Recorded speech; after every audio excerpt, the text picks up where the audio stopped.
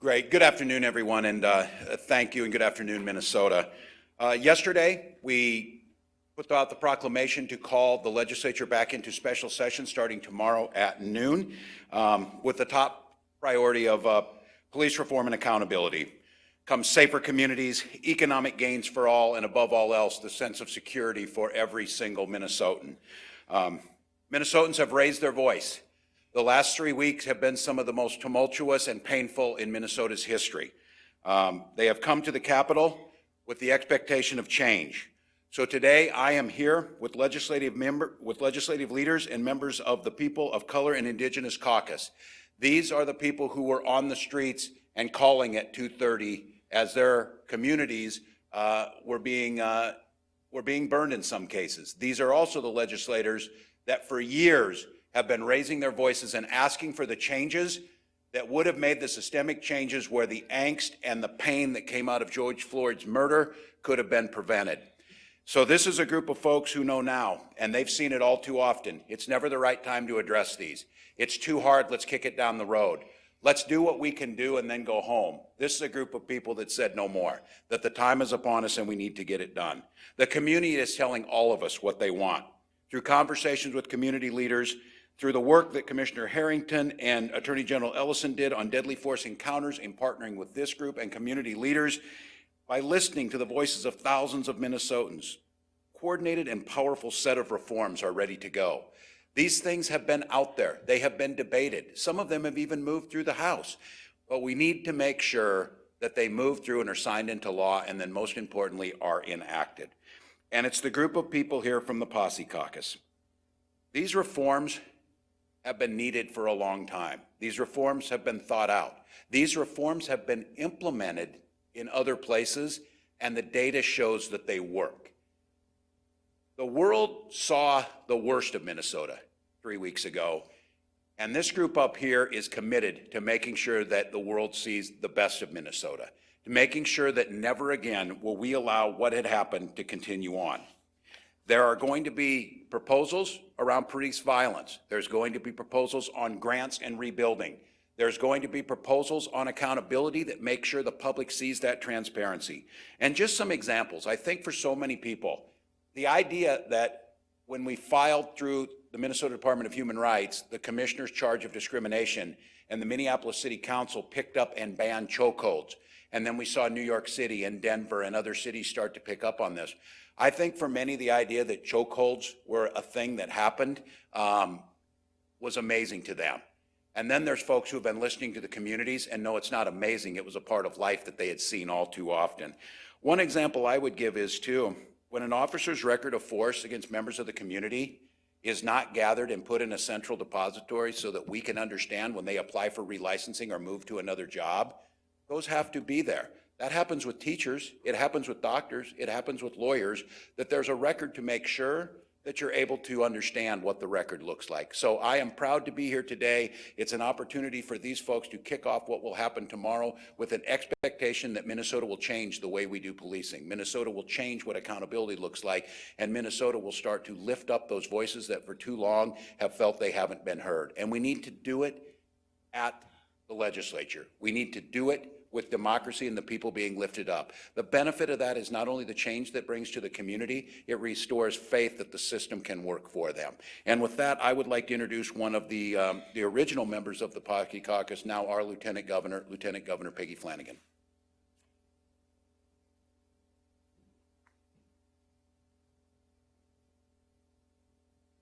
Thank you so much, Governor, and thank you everyone for being here today. This is one of those moments where we are reminded that we are still in the midst of COVID-19, but it is difficult not to hug the people who are in this room. So it's an honor to stand here with you all today, with our legislative colleagues, as we move towards what we hope will be a pivotal special session. We all have a role to play in fighting for justice, for George Floyd and for all Minnesotans who have not been served by our law enforcement and criminal justice systems. Last week, our administration launched a civil rights charge led by the Department of Human Rights Commissioner Rebecca Lucero against the Minneapolis Police Department. At the same time, our judicial branch is hearing criminal charges against the 4 officers involved in George Floyd's murder. And our partners in the legislature will soon unveil a package of police accountability measures that will move us towards a system where no one has to fear for their life at the hands of law enforcement. Our work is far from done. We must stand united as we take these steps towards justice. As one of the founding members of the People of Color and Indigenous Caucus, we recognize that the experiences of systemic racism were not the same, but they are connected, and we are all connected. The priorities that are being discussed today are not new, although some people are just hearing about them. They're not new, but they carry the weight of this historic moment. I hope that this time is different, and that our legislators not only hear these proposals, but finally act on them. Thank you. And with that, I'd like to introduce Speaker Melissa Hortman.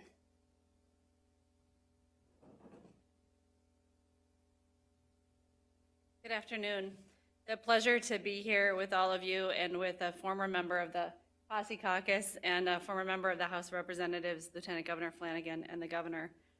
Current members of the Posse Caucus who are here with us in the room, Senator Fong He, Senator Patricia Torres-Ray, Representative Mahmoud Noor, our outstanding chair of the Public Safety and Criminal Justice Reform Committee, Carlos Mariani, Representative Jamie Becker-Finn, Senator Bobby Joe Champion, my champion in the Minnesota Senate, Minority Leader Senator Kent, Senator Jeff Hayden, the outstanding chair of the Health Committee in the Minnesota House of Representatives, Representative Rena Moran, Representative Hodan Hassan, and Representative Zhe Zhang. That's not the entire Posse Caucus, but it's a pretty good representation. You know, Minnesotans have come out by the thousands to raise their voices in support of justice for George Floyd and for Philando Castile and for so many others. We must work together to enact change so that our communities can be safe and just for all of us. The People of Color and Indigenous Caucus has been fighting this battle for a really long time. We had a very memorable floor debate in 2017 where we talked about how important protests are. There was a proposal to make the penalties enhanced for protesters and send anybody who was protesting on a freeway to prison for a year. And the members of the People of Color and Indigenous Caucus talked about the value of protest and how important protest is. And no one more eloquently than Representative Rena Moran, who said, "I am the great-granddaughter of a slave, and I am here to tell you that the laws are not always fair and just for everyone. Some people have to protest to change the laws so there's fairness and so there's justice. We can't just take a few steps and say that we've done something. We can't just ban chokeholds and make the duty to intervene that's already policy in 81 of 87 counties, the law of the entire state, and then pat ourselves on the back as though we've done something. Minnesotans are asking us to be big and bold and make systemic change, and we are ready to do that in the Minnesota House. With that, I'd like to introduce Senator Kent.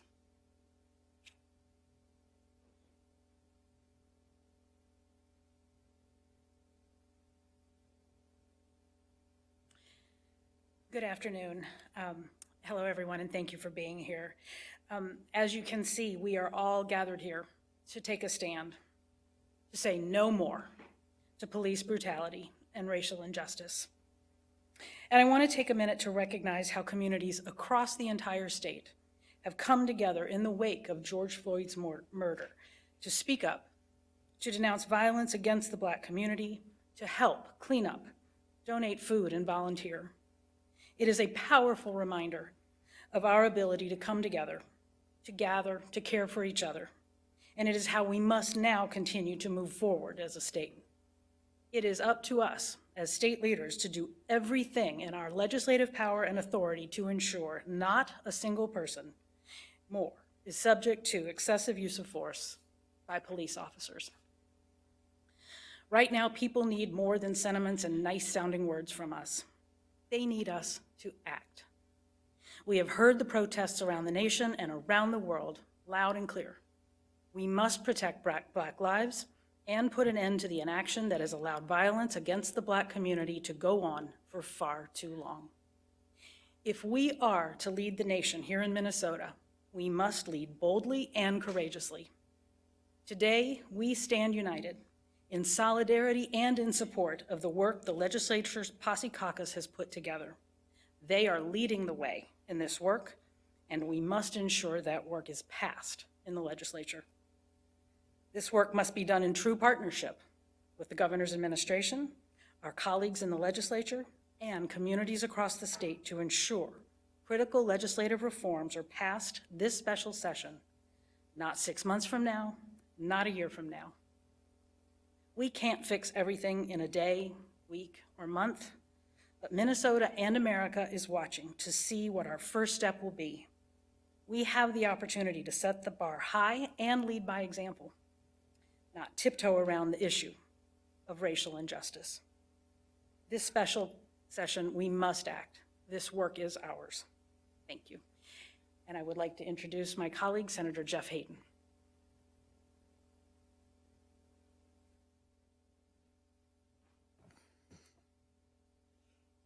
Good afternoon.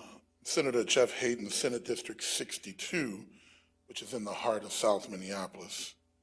When the news broke and the video of the incident was circulated, and the world watched the horrific image of George Floyd pleading for his life while being held down by a Minneapolis police officer, I was both speechless and outraged at the same time. Not only as a state senator representing that part of Minneapolis, but as a community member, as a Black man in America, and as a father.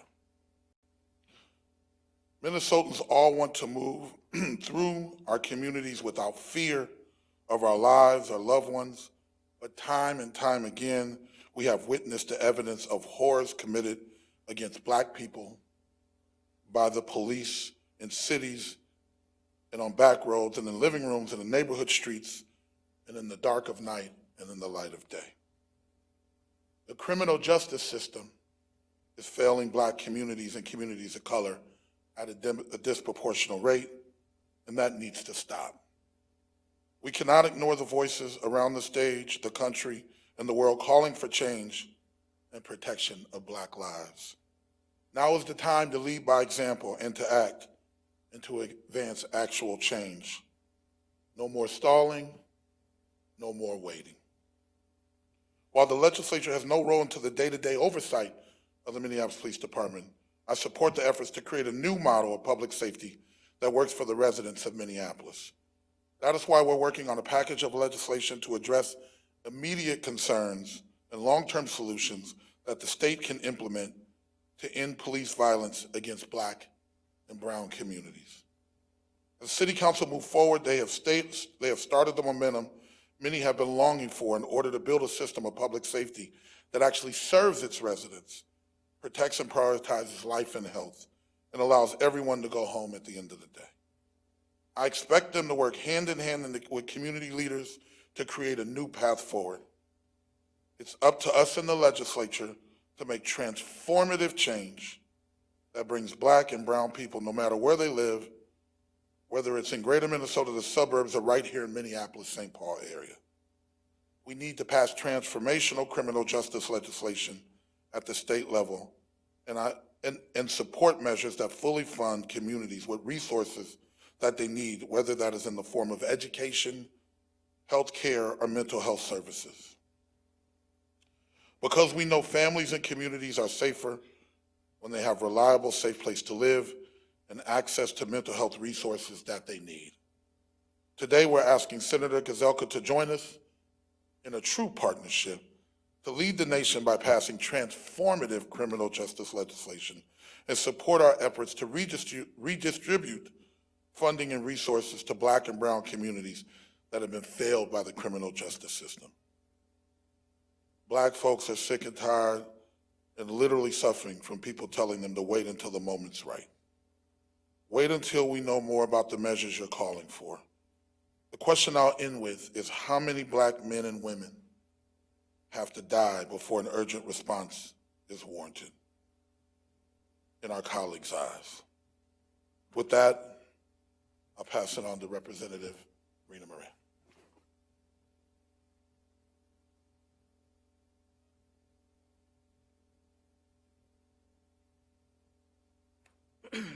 Good afternoon, everyone. Rena Moran, representing District 65A in St. Paul. I just want to thank the governor and the lieutenant governor for supporting police reform, supporting police accountability, and to stop police brutality that has happened and continues to happen in this state. As not only as a legislator who believes that the laws and policies that we have had our police officers working under, that protects our police officers when bad actors show up and use deadly force, is unacceptable. And so, along with the governor and lieutenant governor and the legislature, we are introducing bills that we believe will help keep bad actors accountable for actions that are wrong. We are looking at legislation that gets to the roots of protecting bad cops. We all know that not all cops are bad. But we also know that not all cops are good. And the bad cops make the good cops look bad. And the bad cops make the institution look bad and distrustful. We live in two worlds, some of us. We live in a world where some of us sees the police as law-abiding, doing their job, there to serve and protect. And the further you get out the city into the rural community, we see, and I hear my colleagues and others from the rural community talk about, you know, how wonderful the sheriffs of the towns and police officers are. You know, they live in the community, they know the families. We probably go to the same church. But I tell you, that is something that the Black community wants to see and feel too. That is something that we need. We need that connection. But for us, my sons, for so many others, if we walk down the street, we ride our kids, ride our bikes, or whether we're driving a car, to have a police officer come up behind us makes us tense, makes us sweat, makes us fearful, not because we're doing anything wrong, but because of the interaction and relationship that we have seen that comes from police officers. And so when bad people do bad things, they have to be held accountable and not be protected. So these laws is about that. These new policy provisions that we will be bringing to the House of Representatives and the Senate is all about that. And we are asking our senators who pride themselves on law and order, who pride themselves on the sanctity of life, to stand with us and make sure that we are keeping bad police, bad actors from hurting, killing folks from the Black community, from communities of color across the state of Minnesota. Just want to thank you all for being here, because we have to do some transformational work here. This is about justice. It's about justice for all of us. And I stand with a governor and lieutenant governor that says that they're looking to make us a one Minnesota. This makes us a little bit closer to that one Minnesota that we all look for and we all thrive for. Thank you so much. And I will pass it back to our great governor. Thank you. Representative Brand. Before we take questions, I'd like to say the leadership that's here is phenomenal. Also, personal thank yous here. Many of the people here are mentors to me, have taken the time. I have walked and learned about the beauty of Hmong culture with Senator Herr on many occasions, and the contributions to our economy, to our culture, to who we are as Minnesotans. I've walked through businesses with Senator Torres Ray and Representatives Hassan and Noor talking about our Somali community and the beauty that it brings to making who we are as Minnesotans. Countless stories. I've answered the phone to hear, as I've said before, righteous anger from Bobby Joe Champion, who said, the time is now, you need to move. These are mentors who've taught me, each and every one of them. Representative Jamie Becker Finn we've worked on issues as diverse as criminal justice reform to chronic wasting disease in deer, to understand how they work. These communities, this community that sits in front of you is who Minnesota wants to be. And they are crying out to have what every Minnesotan should expect to have. And I would just say one member is missing here, and the Lieutenant Governor reminded me of this morning. Representative Ruth Richardson told a story that a mother's love for a son can only be told, and you could feel it. But the sense of fear to having a teenage son and having to have that talk, and the gulf between thinking how she viewed Minnesota and how I do with a white teenage son, and simply asking for nothing special other than a mother's peace to know that her son can walk in Minnesota security. That's all we're asking. So I would encourage, Carlos and others have spent the last year. The city of Minneapolis tried to take action on warrior training in the past, and that led to a very public standoff with the union and them saying that officers have the right to train in this style on their own time. Is that something that will maybe be addressed? I may let some of this, Carlos has talked about this. I think this training piece is really important. The one thing I would say is that we are in a totally different space in the world. And if anybody thinks the same old things are going to be able to go on after what we saw with George Floyd and the fallout afterwards, I think they're missing the point. But if anybody want to talk specifically on warrior training, Carlos.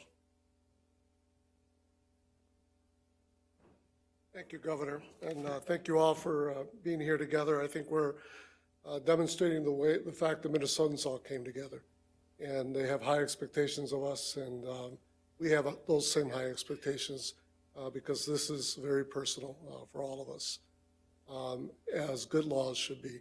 On the question of the warrior training piece, there is a provision here that would ban that style of training.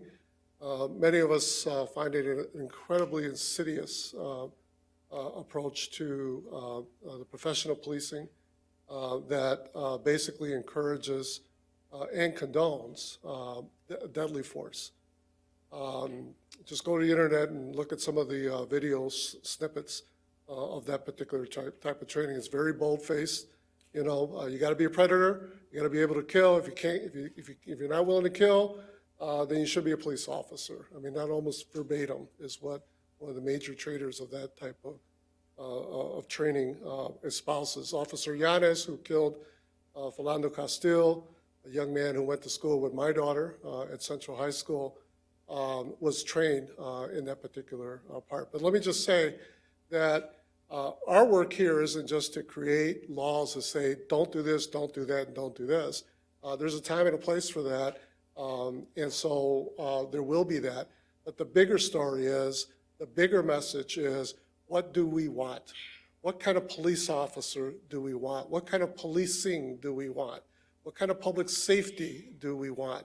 How do we partner powerfully and effectively our licensed law enforcement personnel with community members who are experts, who know their communities, who have those relationships, who know Philando, who knew George? How do we do that? I think that's what the people are asking us to do. And if we can create that, then we don't have to come up with a long list of don't do this particular type of training. It's not enough to tell people what not to do. It's important, particularly for our public servants, to express powerfully what it is that we expect of them, how we want them to reflect our values of valuing the sanctity of life and respecting the human rights of all individuals. So that provision is in here, but look at the bigger picture in terms of laying out both a vision and a beginning process for us to build a whole different type of public safety system in the state of Minnesota. Sorry, Representative. Governor, under the category of alternatives to policing, and I'd like you to respond to this, and then maybe whichever expert up there could talk about it.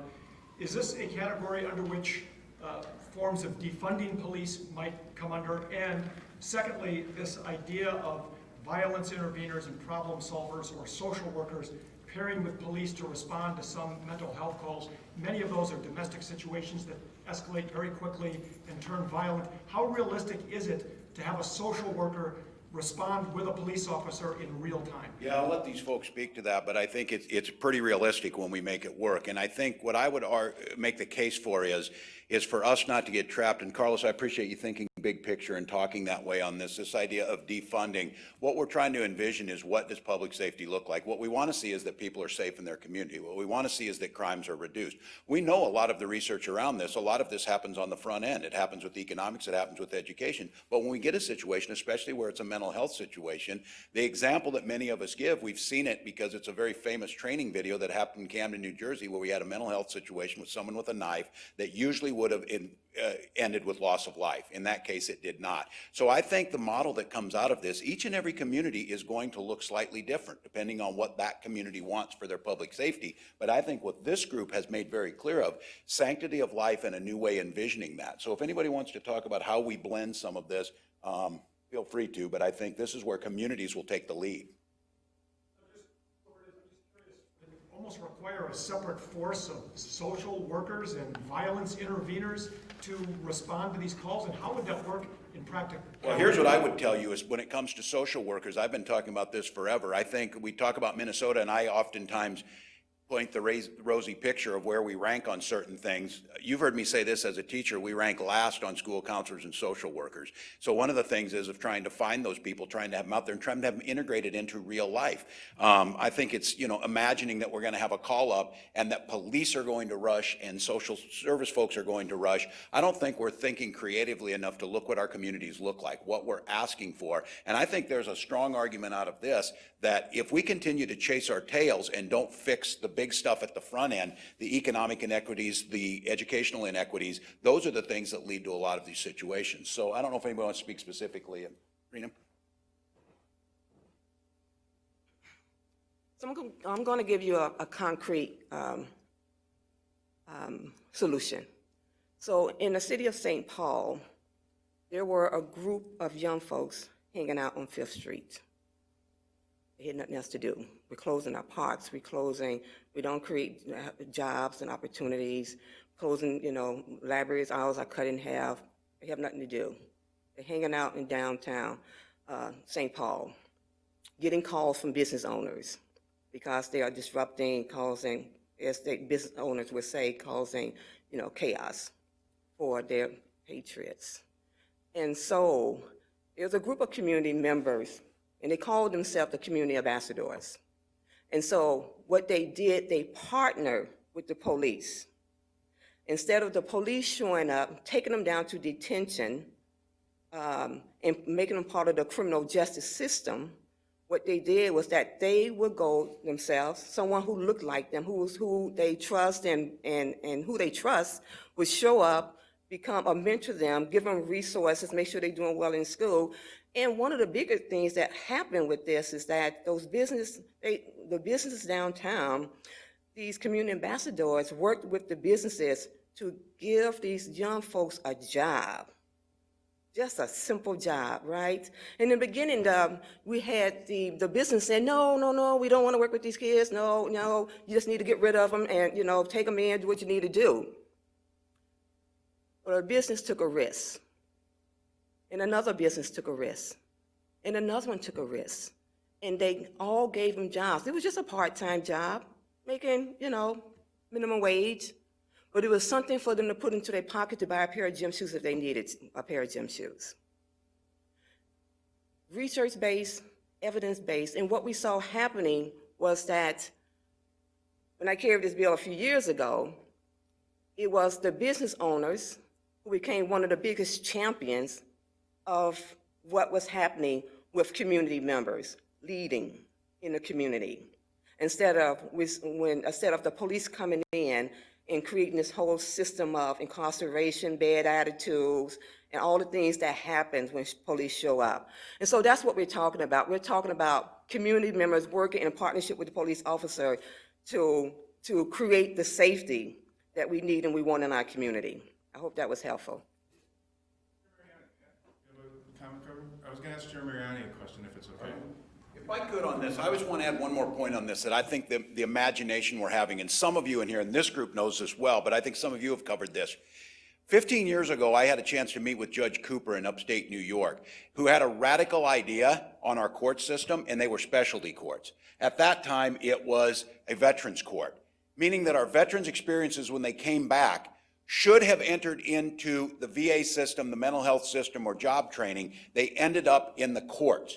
And the idea of that is the specialty court used outside resources to divert from a system of crime and punishment to a system of healing and moving forward. That has now morphed into the idea of treatment courts, that people end up in our criminal justice system because of addiction issues that come to them or violence. And we start to now, instead of putting them in that situation, we put them on a path to healing. That model was alien to people. And there was the belief, oh, you're letting them off easy. You're letting them off so much easier. It's not easier. It's a different approach to it. And I hope we start thinking that way, of that's how this is the change. So please, Carlos, I think you had the next one. Mariani, this is a almost embarrassing process question, and I think perhaps Speaker Hortman may have an answer to part of this question. You're scheduling an 8-hour hearing tomorrow, which suggests that you want to get all 22 items heard and dealt with in one day. The governor told us that you're going to work until the work is done. So the question is that your plan? Do you intend to do everything in one day tomorrow? And for Speaker Hortman, if she wants to follow up, is that necessary given that this is not, we don't have really parameters as to how long the session is going to go on? Yeah, thank you for the question. No, it's not our intent to accomplish everything in a long day. It is certainly our intent to hear the voices of Minnesotans, and we strongly suspect that there will be lots of Minnesotans, just like there were lots of Minnesotans who came out over the last couple of weeks, including suburban moms who showed up in our state capitol on our streets here to demonstrate peacefully.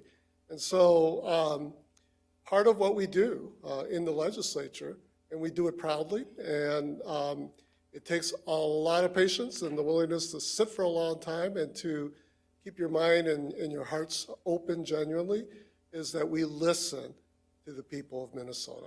That is the beauty of our democracy, of our decision-making, so that you don't just have folks who are disconnected from the realities of the everyday people who live in our state. And so the intention tomorrow is to be able to roll out the technical language. We're going to come back in a few days. Our process is that will be amended and changed. I've got some amendments as well. I've never introduced a bill on day one that looks like the same bill on the last day when we finally get it signed. So we're going to do that process, but an important part of that process is to listen to the voices of the people. And I'm thinking we're going to be there for quite a while, and quite honestly, it's going to be a privilege to be able to hear that. Let me just add one more thing very quickly on this issue of community-led, community-centered policing. When bad things happen in a community, when a crime or something leading to a crime happens, what that tells you is that there's something broken in that community. And when anything breaks, what you want to do is you want to fix it. You want to mend it. And depending on what that break is, you're going to use one tool, or if it's another break, you're going to use another tool. And that's what we're talking about here. And this is not a brand new concept. Not only nationally, but internationally, this is a core thinking of public safety, that it should be community-centered, so that when there's something broken, you bring in the tools needed for that situation. There very well may be times when you need someone who's an armed, licensed, professional peace officer. But more often than not, we're not talking about things that just landed from another planet and that we have no understanding of how to deal with. We're talking about the things that Representative Moran talked about. I think the people are fascinated. I think they get it. I think they want it. They have already that rich experience to do that, because the alternative with the one-dimensional approach, of a heavy use of force and the ability to use deadly force to solve every single problem is only going to be, particularly in a society that is unfortunately been handed this incredible racist legacy, is what we saw a couple of weeks ago with George, and that we saw with Philando, and that we just see over and over and over again. So just to put a little bit more character and description around what we mean by community-centered policing.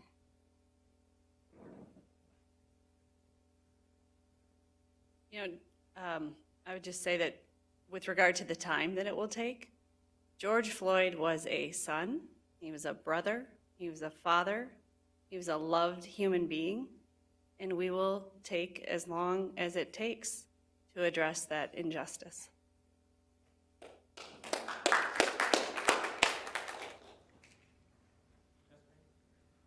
Yeah, I just had a question. sorry, I didn't see any of, in any of these summaries here, the issue of having police officers actually live in the community.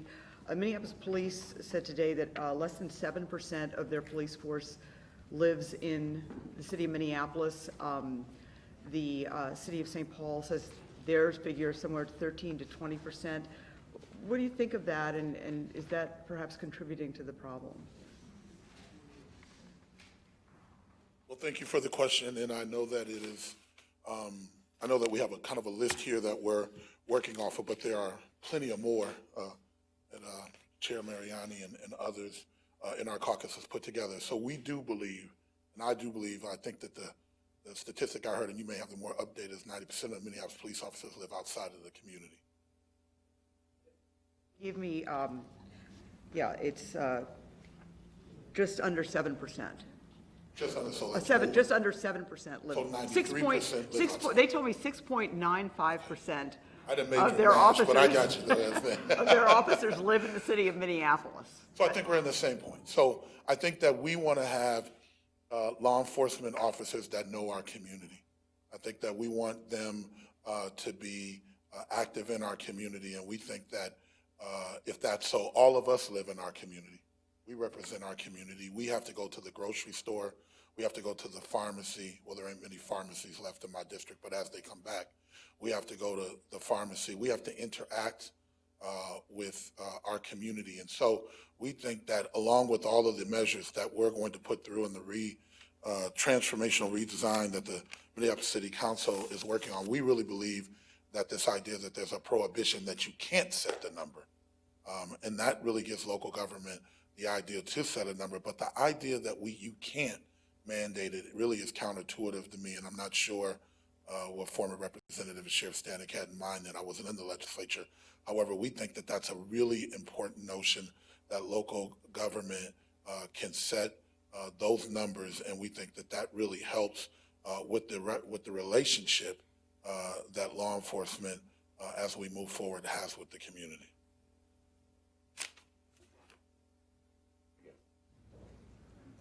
So many of you have said you want both short-term and long-term changes. Do you see these all as short-term changes, and what would be some of the long-term items you'd like to see?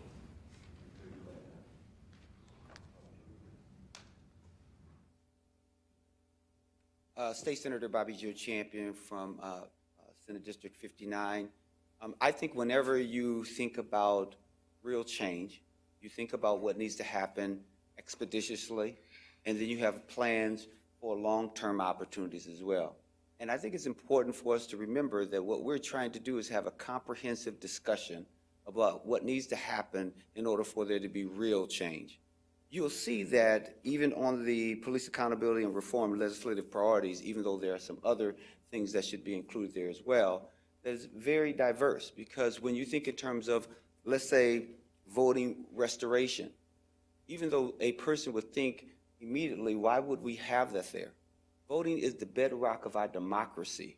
And we should want to make sure that a person's voice is being heard at all times, no matter if it's local elections, school board. People should be heard. And when individuals are heard, then they feel as if they're a part of the process and that they can continue to work towards making this world a better place through their voice of electing the individuals and representatives that they want to have in various places or spaces. So I hope that as we begin to continue to have this important dialogue, that it doesn't stop at dialogue, but it is a part of action. I heard a person say the other day that love is an action word. So sometimes we say we love each other, but love is demonstrated even in difficult moments. I often think about one of my favorite phrases that Martin Luther King stated, even though I can think of others, but one that's really important to me and I think is really important now, so as we use it as a guiding principle, it says the ultimate measure of the man is not where he stands at the time of convenience and comfort, but it is where he stands at the time of challenge and controversy. So when we think about us being Minnesotans and how we want the rest of the world to see us and how we want to impact the rest of the world, it will not only be from moments where things are good, but it's also during those challenging times when we rise to the occasion and we understand that we're joined by our human spirit and we use that energy to move forward.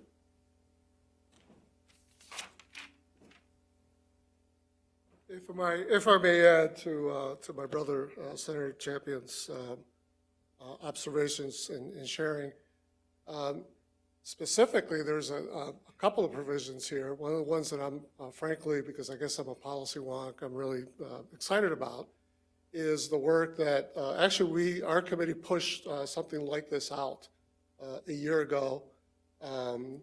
It, like every other issue, unfortunately, that addresses the pain of race and racism and injustice and calls for a need for massive criminal justice reform. And quite frankly, that's not a partisan issue. I mean, there are conservative groups all across the country who are borrowing from that same sense of a call to redemption, in all our public systems, and who are pointing to the waste of our criminal justice system. The Koch brothers had their representatives testify 2 or 3 times in our committee. Once, I had to take a picture sitting right next to the ACLU in unison. And yet, the Senate did absolutely nothing. My hope is that this year, the Senate will see the light because the light's been shown by tens of thousands of Minnesotans over the last couple of weeks most passionately. And I think it would be irresponsible and foolish of us to not respond to that. But my provision, our provision, that was part of my bill from last year, goes deep into a reform of the Post Board, which is our state police officer standards and training board. When you think about it, it's an incredibly potentially powerful board because it is a licensing board.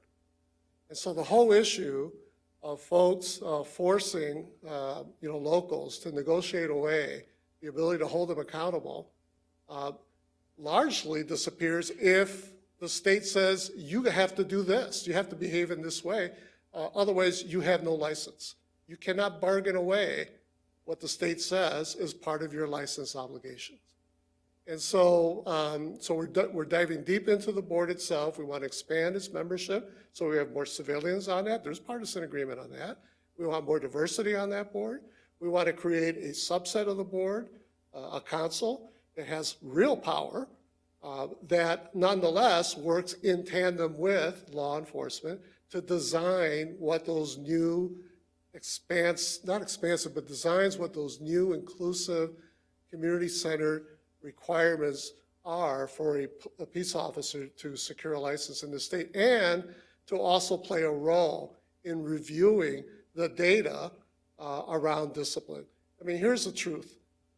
This individual who's charged, who knelt on Brother George's neck, this wasn't the first, it wasn't the second, it wasn't the third, it wasn't the fourth, it wasn't the fifth time in which there had been serious complaints against him.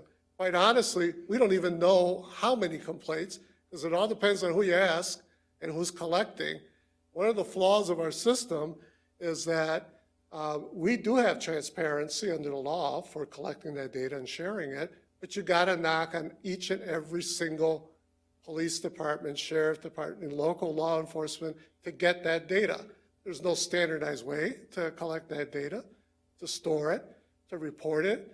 And so the question becomes, how do we know whether things like training police officers that we spend $12 million in a biennium to do to address things like implicit bias, we have no idea whether that's being effective, because you got to go knock on the door in 500 plus in individual governmental units to get that data. That is at best a flaw. It is at worst a gaming of the will of the people of Minnesota when they pass laws. And so what we're doing is we're collecting, centralizing that data, creating an analysis process of the data itself, and then working through that council, which will be an inclusive council, which will have strong powers, it'll have subpoena powers, and then working with law enforcement to properly discipline and to properly analyze and calibrate policy and licensing requirements. It's going to take a while, but that's the long work of how you move systems. And we have this incredible power of the licensing board. The governor said it, you know, I mean, if you're a teacher in this state and you do something bad to a young person, your license is gone, like fast. You know, we have almost the opposite here. This is not a slam on our law enforcement. I have family who are law enforcement. You know, it's, we have a system that's not meant to respond timely, respond in an informed way, and our goal is to be able to create that within the existing structures and strengthen them so people can believe again in things like our law enforcement systems. Issue tomorrow. Yes, sure. As I only recall vaguely, but I seem to recall there was some question, perhaps it was with the Chief Justice, as to whether the board has the authority to make that decision. And I'm wondering if you've discussed that with the three members, if you kind of already have a deal there. Yes, the Max Mason pardon will be heard tomorrow morning at 9 a.m. And we believe, and there may be some discussion tomorrow on this, we believe that the interpretation is that the pardon board does have the authority to grant posthumous pardons. I, at this time, have not heard a challenge to that analysis, and I think since we did it in December, there's been quite a bit of work, quite a bit of research, and quite a bit of scholarly work on it, and I think we've landed. I certainly don't want to speak for the Attorney General or the Chief Justice, but at this time there has been no formal pushback that is within the purview of the Board of Pardons. I can ask a couple of questions about the statue situation. Sure. Yesterday, one of you, and then I have a question for the Lieutenant Governor as well. For you, who was it that made the call to not have the State Patrol intervene more quickly? The State Patrol in charge on the ground would have made that, as they always do, assessing the situation where if it was believed that would have escalated or not would have been the call. And I don't know who the patrol officer in charge was at the time. Not have any input in that? Commissioner, you can talk.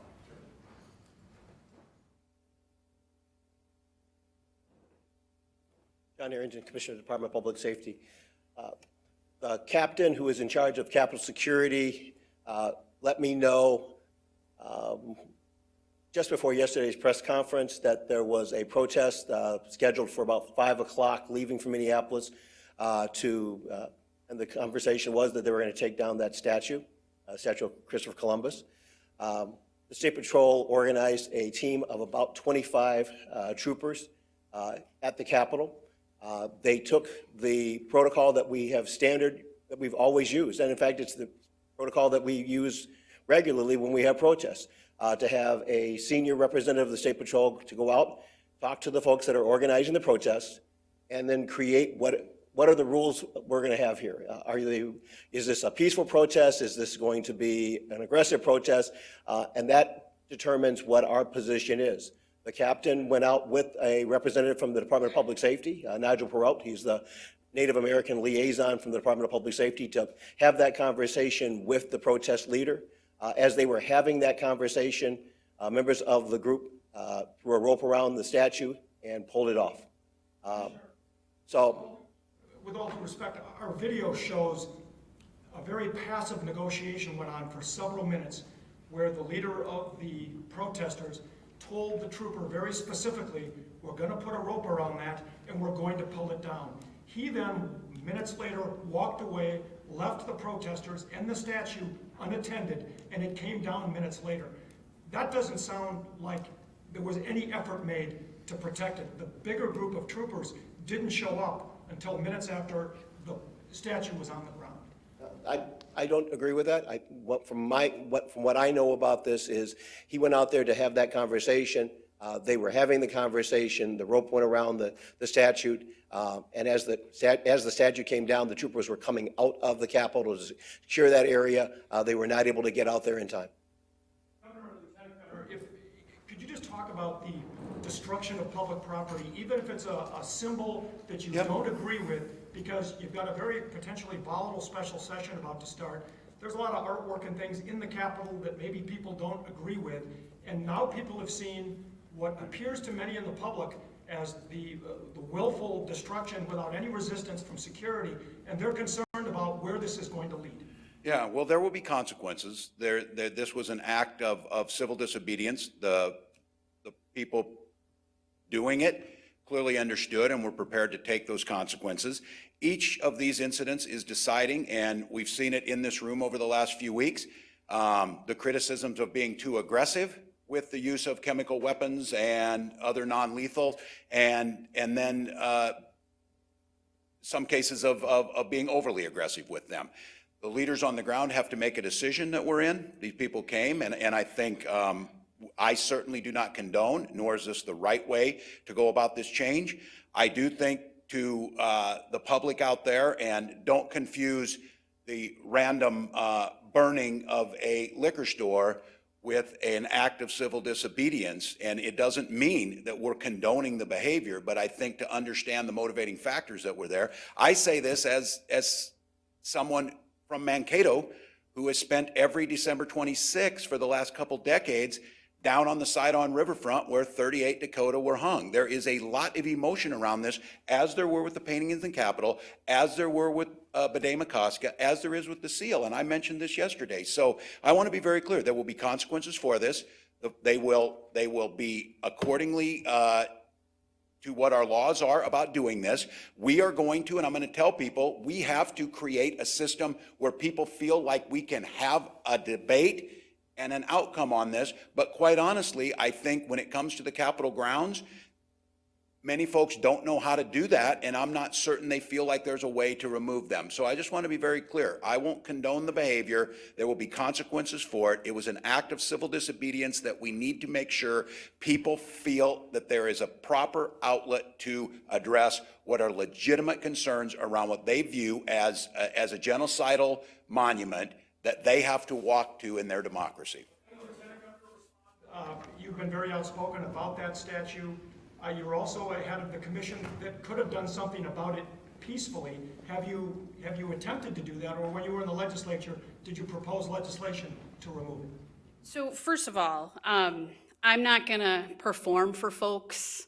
I'm not going to feign sadness. I will not shed a tear over the loss of a statue that honored someone who, by of his own admission, sold 9- and 10-year-old girls into sex slavery.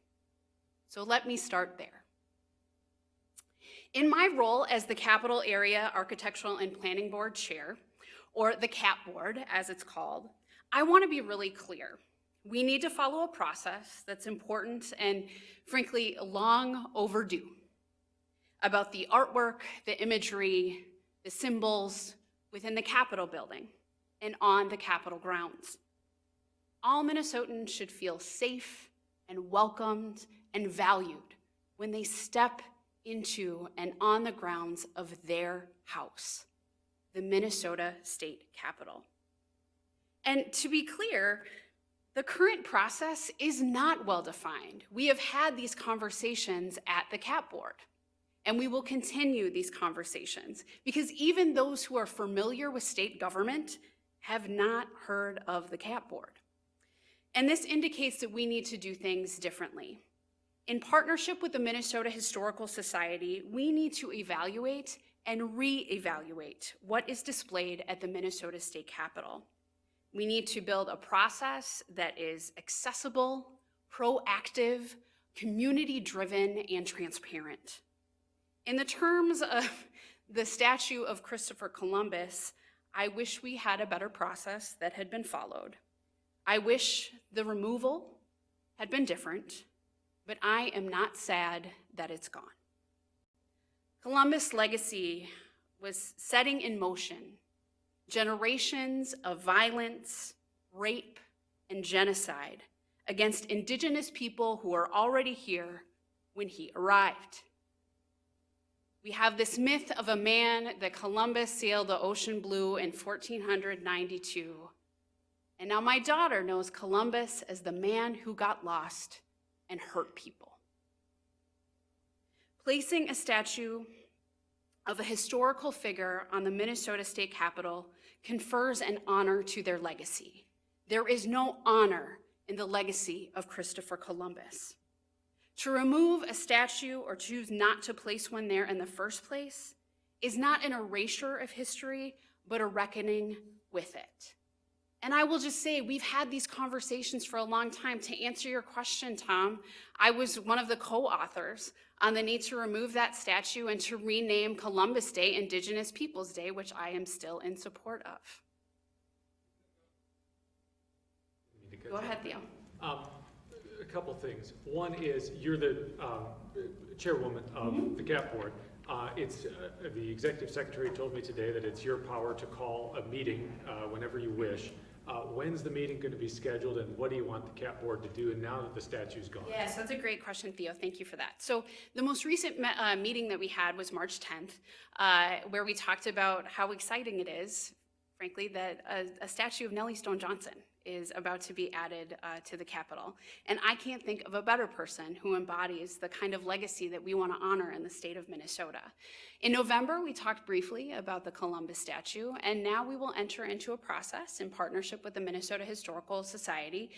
We'll be talking about that later today, about what that looks like, when we'll schedule that. Also knowing that we're in this time of COVID-19, so we'll have to be a little creative with what that looks like. But I am going to say that Minnesota is ready for this conversation. It is clear in this moment that these images, that the artwork, that the pieces, frankly, the state seal that our state was founded upon, have everything to do with this moment that we find ourselves in right now.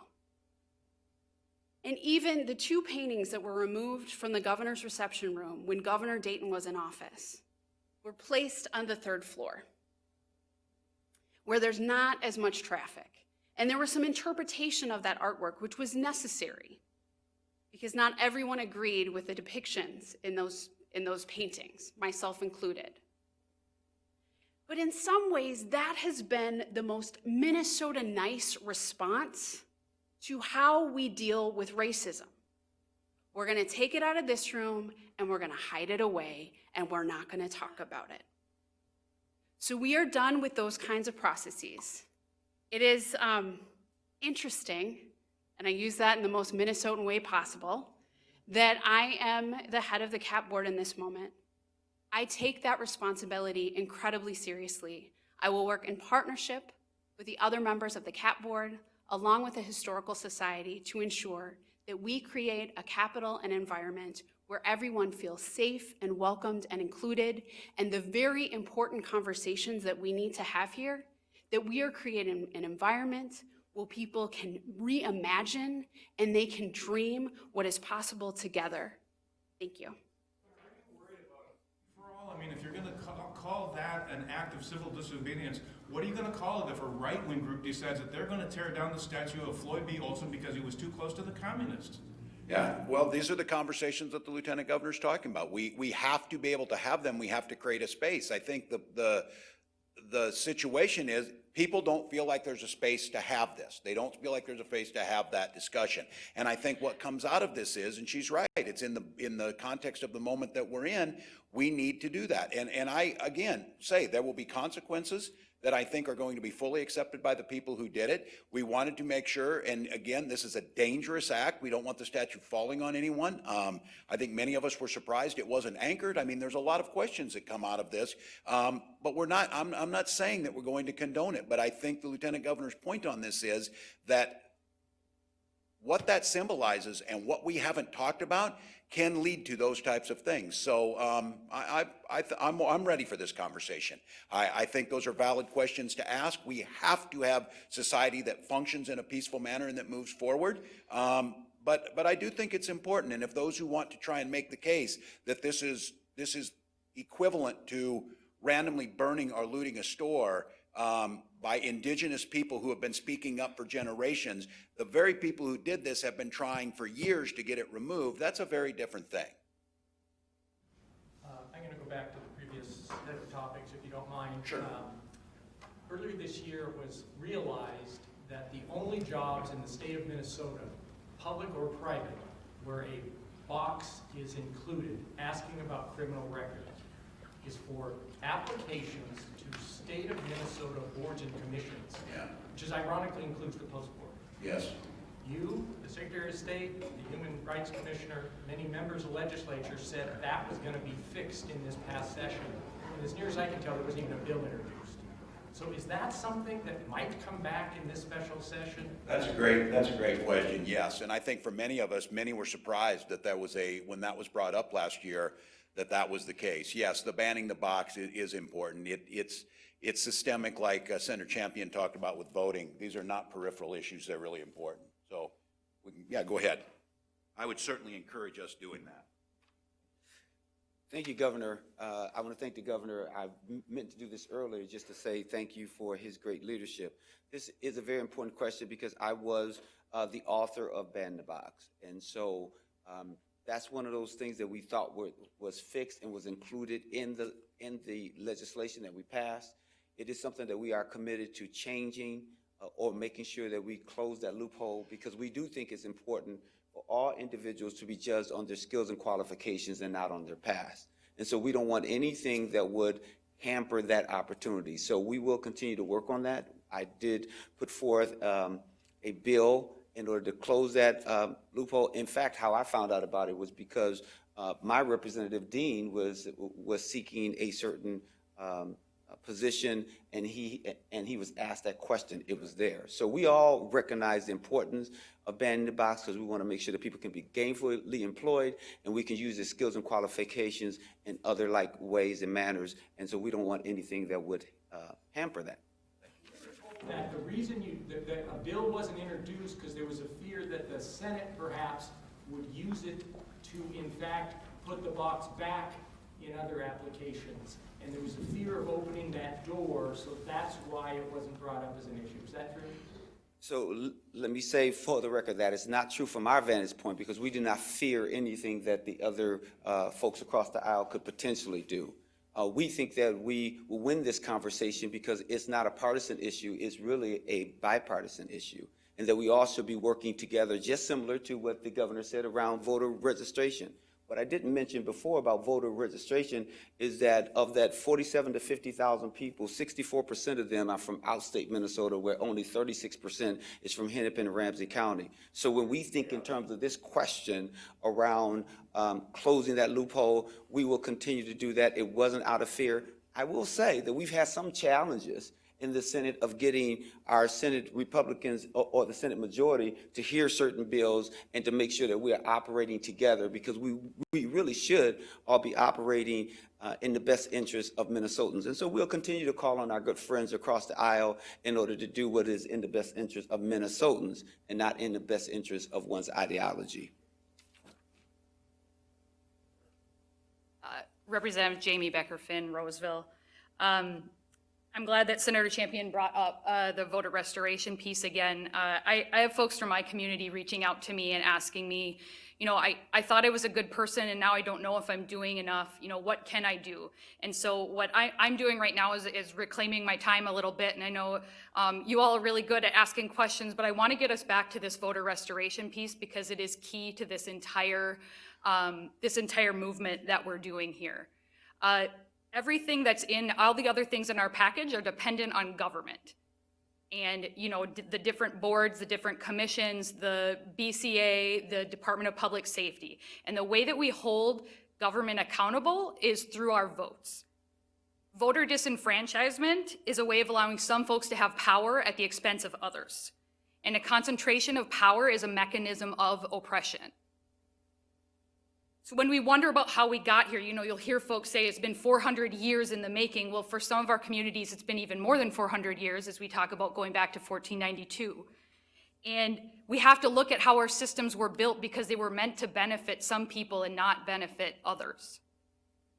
And so if a pillar of our democracy is the idea that every person gets a vote, but certain categories of people are disenfranchised from having that vote, then they don't get to be part of the democracy that we're building. They don't get to be part of government. And so, you know, I've heard from folks, you know, asking like, how does the restore the vote piece fit in? It is absolutely critical. And when we talk about the question about long-term change and a legacy of moving things forward, giving folks the ability to vote is the most core thing we could possibly do right now to give folks a voice in what their government is doing and how we move forward. And so I don't want us to lose sight of that as we ask lots of questions about a statue.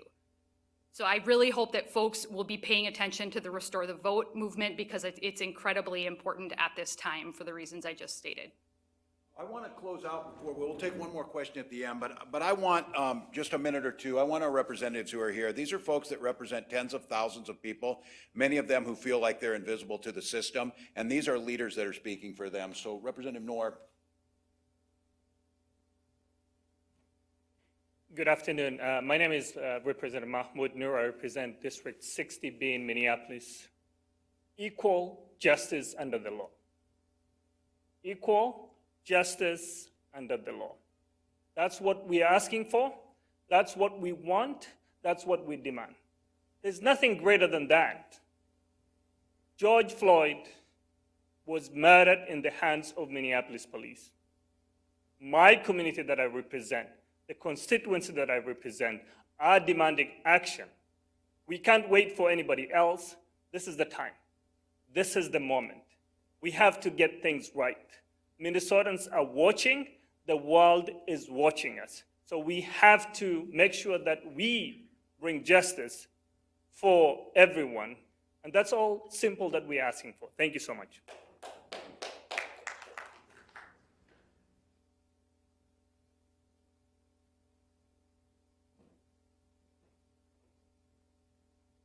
I want to take this opportunity to thank the governor and the lieutenant governor for bringing us together. It is about time. Many of these bills, many of these proposals have been before the House and the Senate for many years. We have authored this legislation, many people who are here, many people who are no longer here.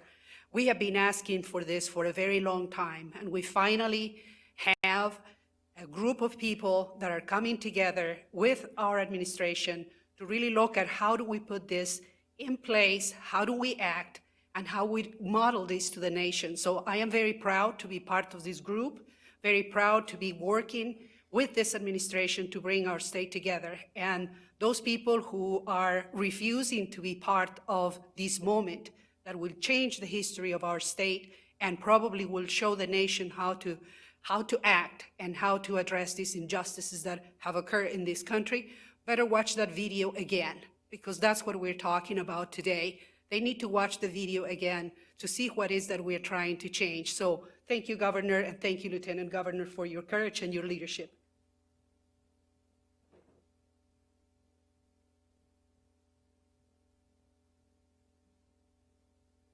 Good afternoon.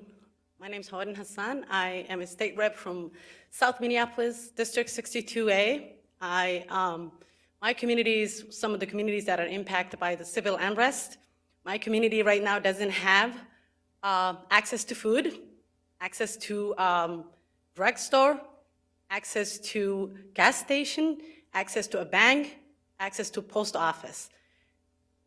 But that's only at the service, that problem is only at the service.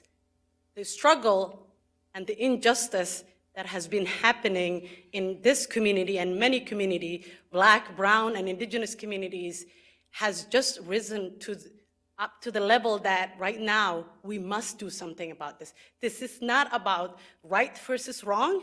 It's not about liberal versus conservatives. It's not about Black versus white. It's right and wrong. And injustice that happened to George Floyd and being murdered by the hands of police is wrong.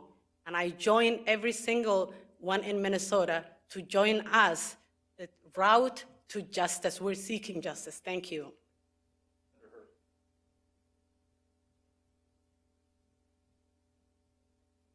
First, I want to thank Governor Tim Walz and Lieutenant Governor for calling us to give opportunity for us to say a few words at the end here. I represent Eastside St. Paul, and the damage, the riot also affected as far as Sunray area too. But as a Hmong American or as a Hmong Minnesotan or as a person of new Americans arriving as a refugee to this country in the mid-70s, we are caught in between the racial chasm that happened for 400 years in this country. And the oppression even go further.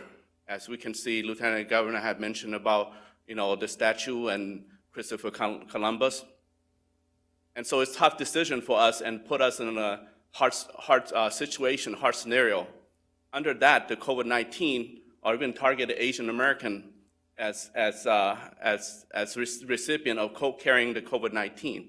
So it put us in a very, very tough situation at this time, but we are in solidarity.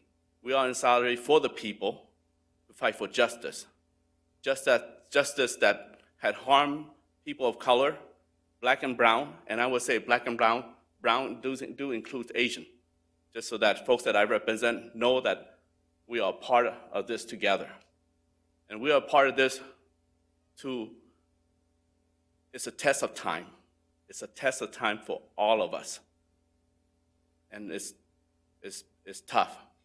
But let's take this opportunity to make change for the better. And we have to do better now. We have to do better now for the betterment of Minnesota and for the betterment of this country.